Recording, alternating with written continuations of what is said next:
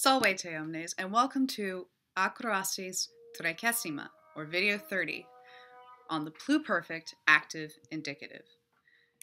So today we're going to be learning a new tense called Pluperfect, and you may be asking, what the heck is Pluperfect? Well, Pluperfect, aside from sounding fun, is the uber past, or past completed. So not simple past like perfect, or past continuous like imperfect, but now we're on the third of the past tenses of Latin, and the final one, pluperfect.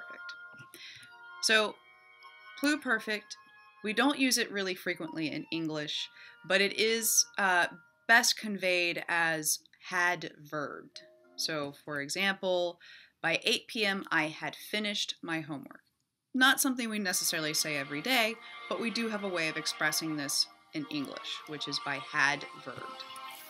So now let's take a look at how it is formed in Latin. The nice thing is that it's really regular and easy to do.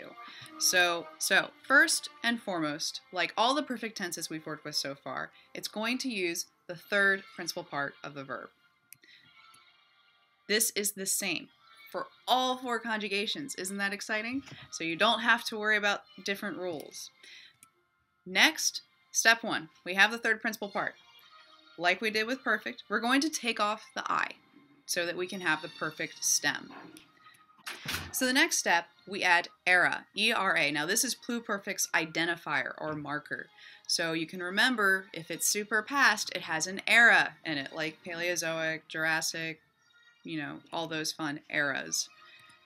The next step is you're going to add the personal endings, M-S-T, mus, tis, and unt. And then translate it. I had verbed.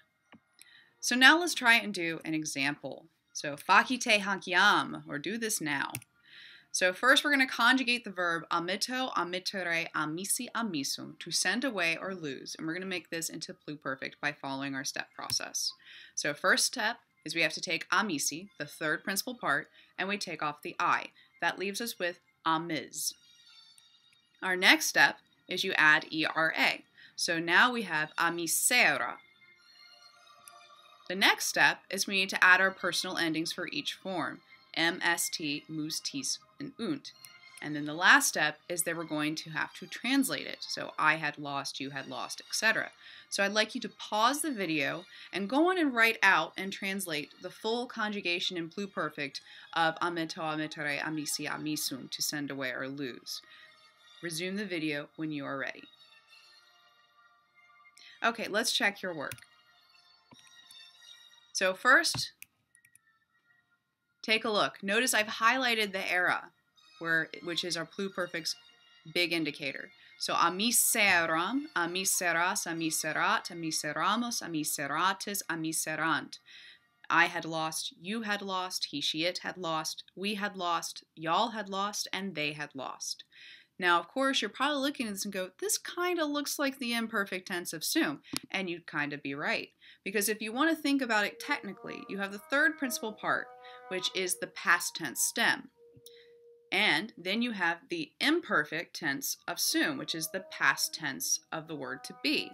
If you combine those two together, you have a double past, hence why pluperfect is something that is past and completed in the past. So that's the technical reasoning to why we have this form.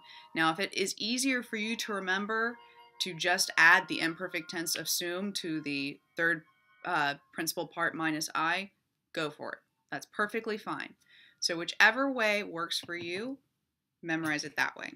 This is going to conclude tonight's presentation, so I hope you've enjoyed, and I will talk to you in class tomorrow. Make sure to fill in your Google form and to bring any questions that you have to class with you.